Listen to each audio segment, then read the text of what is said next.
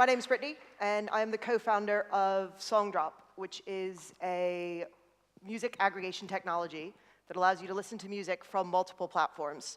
So that, in a kind of less businessy terms, means that you can listen to music from places like YouTube, SoundCloud, Bandcamp, Vimeo, Vivo, MP3s on blogs, Hype Machine, all from one single location. And it allows you to create playlists from all of these places and then play them all back in kind of one go. And we sort of started this sort of, well, it was a project at the time. Long before it was a business, it was just a little toy that we made internally. So this is a screenshot from probably 2012, when we kind of wanted to take a problem we were having in the office. So at the time, myself and my design co-founder, James Towers, were running an agency. And at that agency, we just used to sit around listening to music all the time. And we'd end up crashing our browsers constantly because we had so many tabs open. And every time we'd be like, does anyone remember what tabs were open? No one remembers what we were listening to. We couldn't remember anything we were listening to. And I was like, this is absolutely horrible. Like, I'm sure there was a really good remix. I just don't know what it was. So I kind of went to James with this idea that we would be able to create like a Pinterest for music. And as you can see, we took some design cues from Pinterest in this first kind of iteration. And, you know, for us at the time, it really was just about finding a way to collect the music that we were listening to online, and a way that would allow us to create playlists that included catalog music as well as remixes and things that weren't being released yet. Because, you know, Spotify was great and is obviously still fantastic, but it didn't have things like, you know, some new band that's just come out, they're not going to put up their kind of like very first track isn't going to go on Spotify. They're going to put it up on SoundCloud or they'll put it up on YouTube. And we wanted to ensure that it would be possible for people to listen to music, you know, no matter how they wanted to listen to it, in whatever order they wanted to listen to it, from wherever it came from. That's kind of how we ended up starting work on it to begin with. And we sort of played around with it for about 6 months, tried to get to grips with whether or not we thought it was something worth continuing to work on. And what we found was that we'd kind of post links to our mixes and playlists, and people would ask us if they could sign up. You couldn't sign up at the time. You couldn't really, I don't think you could sign up to the product until like a year ago.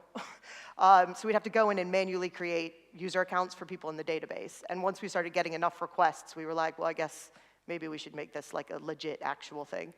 So after a bit of time, we turned it into something that's a slightly nicer looking product that was a little bit more legit.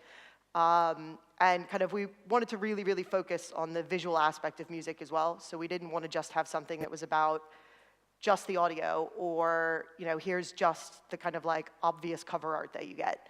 And we put that visual focus on there, and what we did was kind of, we took the cover art and turned all of those, or stills from a video, and turned those into picture discs. So if you play anything on the website, it will actually spin that disc, and it looks like a little spinning picture disc, which we thought was just a nice way to make things a little bit more kind of engaging, rather than just like, here's a picture and I press play and then I'm done with it. It kind of made you feel a little bit more like there was a link between the physical and the digital. So we worked on this we're still working on it. Obviously, it's an endless kind of project. And it did start out completely as a web app. So when we got started, we did nothing on mobile, which is because we had a team of 3, and nobody did any mobile development. So you're kind of like limited to what you've got there at the availability.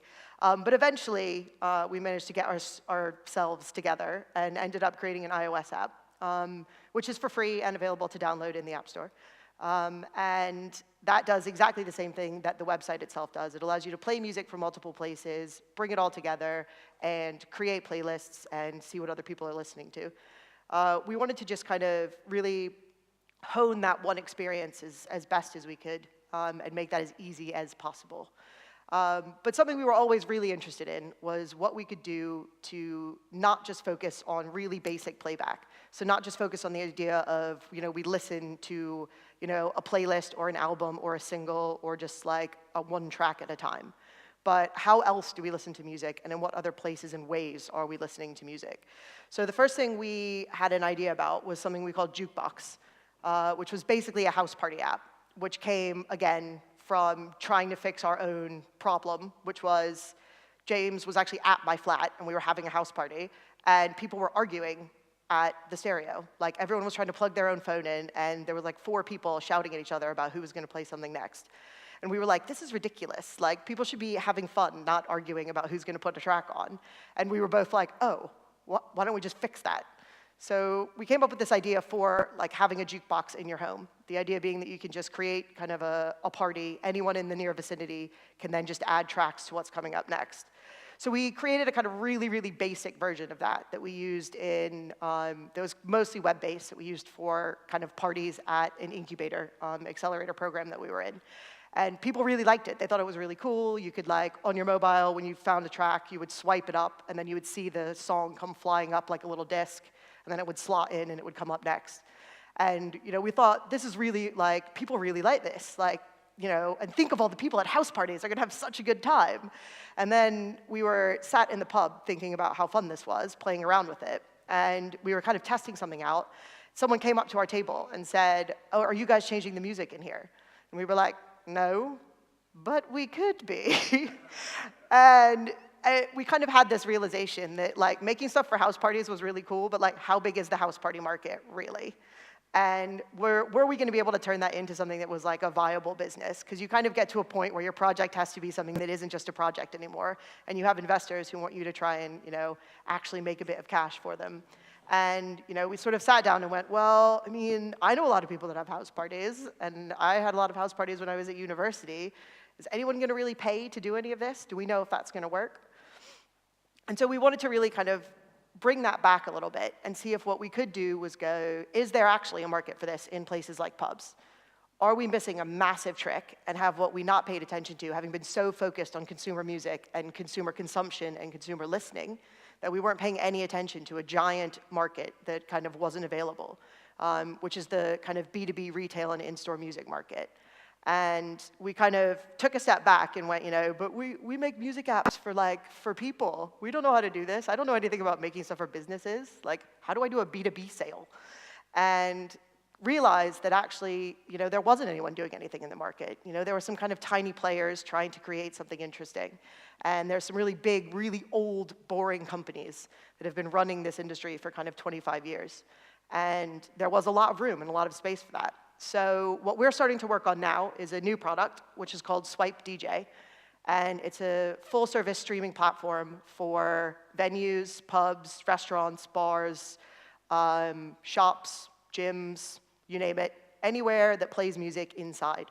And the idea is that we create a consumer-level listening experience for businesses.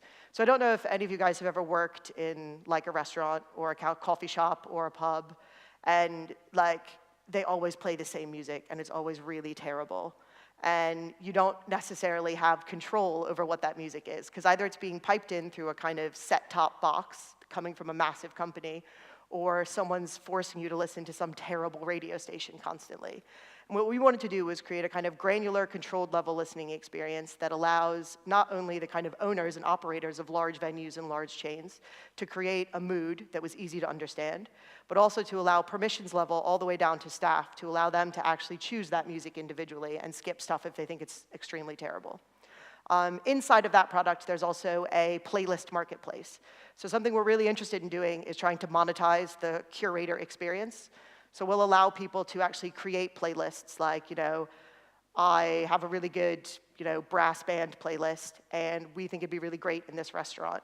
And you could sell that playlist to someone else, and that venue would then pay you a certain amount of cash every month, depending on what your pricing level is, in order to play the music that you've chosen.